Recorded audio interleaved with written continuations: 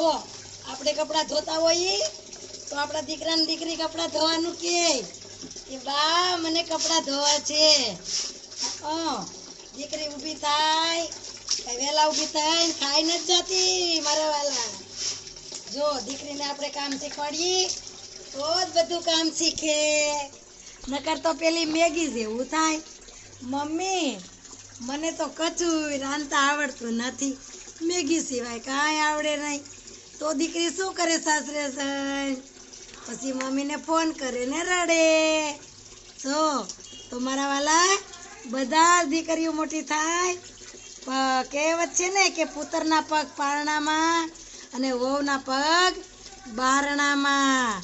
તો મારા વાલા સૌ ભક્તો, માતાઓ, બહેનો, પિતાઓ એમને દીકરીને ભણાવી ગણાવીને બધું જ કામ શીખવાડવાનું. બધું જ કામ જો ન આવડે તો શું કે એની માએ એને કાંઈ કામ શીખવાડ્યું નથી. તો મારા વાલા બધું જ કામ શીખવાડજો. હા તો બધા સાંભળી લીધું ને બધાએ? તમને તો બધાને ખબર જ હોય કે આપણે દીકરી મોટી થાય એટલે એની પાસે કામ કરાવવું પડે.